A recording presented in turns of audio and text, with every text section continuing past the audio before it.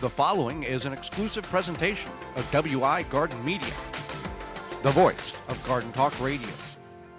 Fall garden preparation is something that we have to, now's the time, Holly, to start thinking about it. Some people often think that gardening is in most portions of the country from Memorial Day to Labor Day, and that's it. But there's so much more. Yeah, a lot of people do think that, and that's how they garden, and that's okay.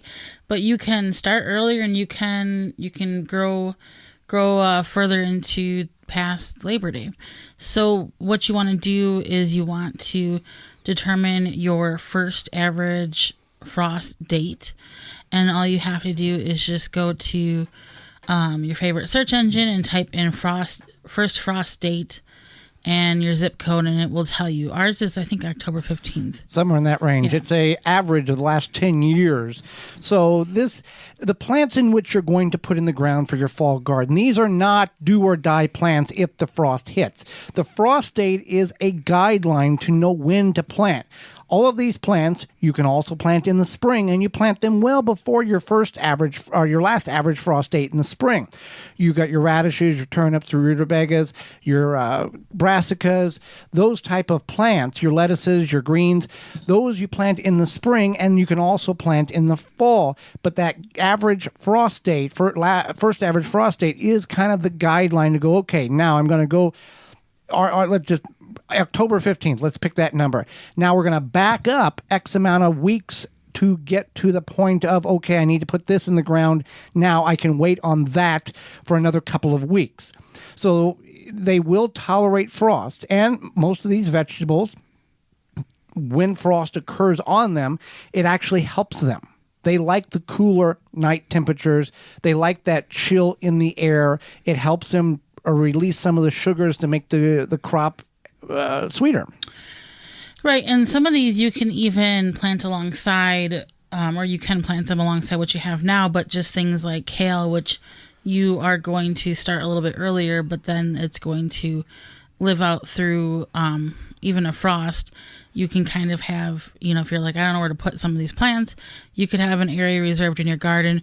Or if you have an area where you have maybe cucumbers are not a long-living garden plant. 60 days to 70 days is when they start maturing, and about 80 to 90. I mean, they've got about a 3 to 4 week shelf life there on the plant.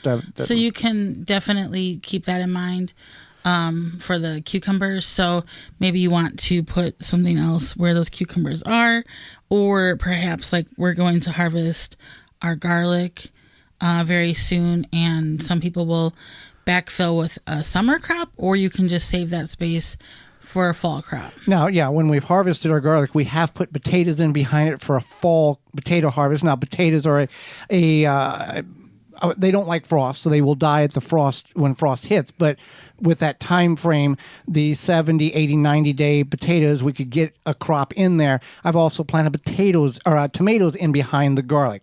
But now, let's talk about the fall crops here. There's what you plant in the spring, you can plant in the fall with some variations here. Like, for example, 10 to 12 weeks before your first frost date in the fall, you can plant broccoli, Brussels sprouts, cabbage, cauliflower, celery, carrots.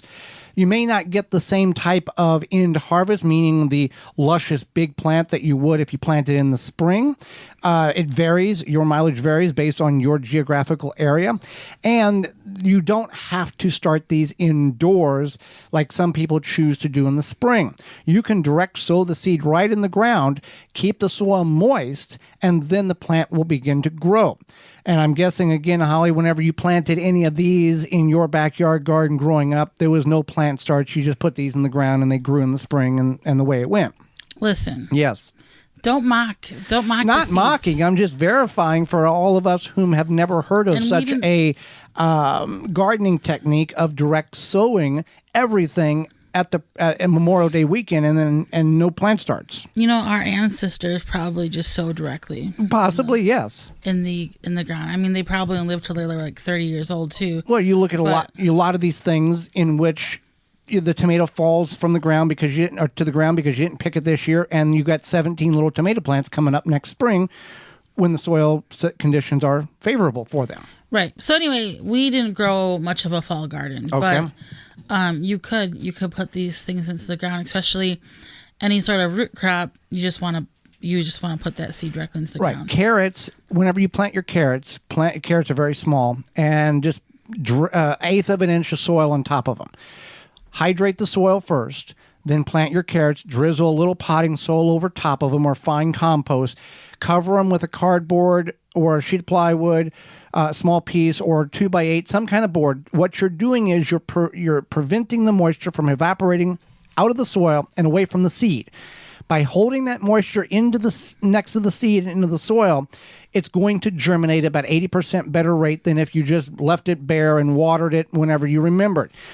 Once the seeds have germinated, well, you're going to do this. You're going to leave it covered for about 3 weeks, 14 to 21 days. You'll remove the covering, whether it's cardboard, plywood, 2x8, whatever the case is. You'll start seeing white, long, stringy things. Those are the carrots. Remove them, the board, the covering, and then allow them to be. They're gonna green up, and they're gonna start growing vertically. You're gonna have a phenomenal carrot crop by doing that. Carrots take 60 to 70 days to grow. Beets, you want to start those about 6 to 8 weeks before your first average frost date. Radishes, you can back that, you don't have to go that far. Radishes take 30 days. So if your first average frost date is October 15th, you could start planting them middle of September, early September. 30 days radishes, really easy.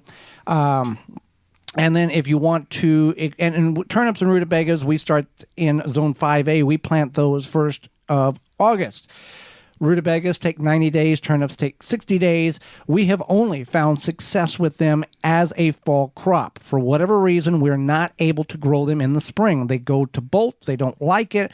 But we are able to have a harvest of both of those in the fall.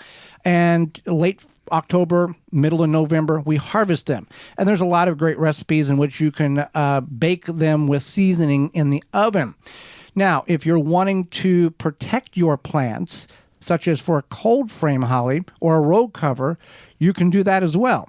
Yeah, you can do that, and that will actually extend you can start a couple weeks later. Season extender. Yeah, it's a season extender. So if whatever you're planting is 6 to 8 weeks before your frost date, like beets or radishes, even carrots, you could then move that to later. 3 to 4 weeks before your last average frost date. I had to do the math in my head there. So that gives you an option, and a lot of people will then, even once these are established, will move them into winter and do like a year-round cold frame gardening. And that is an option as well. Now, with the cold frame, that doesn't mean it's a greenhouse. It's a protection of the plants.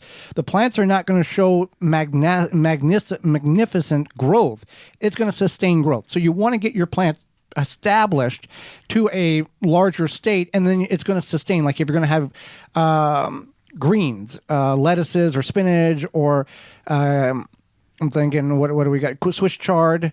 Those type of things, kale, it's going to sustain it. It's going to keep it alive. It's not going to, have bountiful expansion of growth because it's 12 degrees outside and 28 to 35 degrees in this cold frame.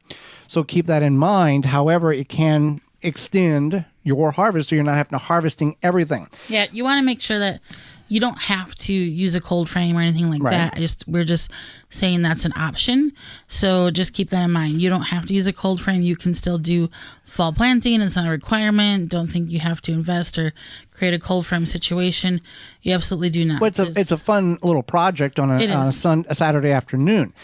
Now, with all of these crops, with pretty much any of these crops, if they are exposed to the environment, when it gets down to 10, 5, -3, they're going to die, and they're going to show.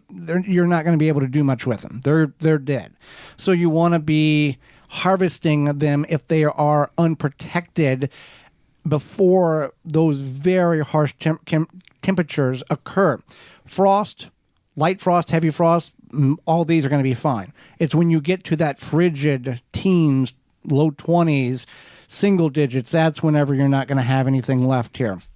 So if you have never planted a fall garden, this might be the opportunity to dabble in a few plants of ease, greens, some lettuces, radishes, something small so you can continue to get something out of the garden. And if you have still the extended period of time prior to your first average frost date, you can certainly get some of those second summer crops in, cucumbers, maybe a few short growing season tomatoes, or a few short growing season early potatoes in for your fall harvest, and a variety of other things that you can put in the ground. Well, Holly, Walton's Incorporated has the seasonings and the spices that you need in order to season your vegetables, your root crops that you put in the oven, or your meats, or your barbecue or kitchen needs.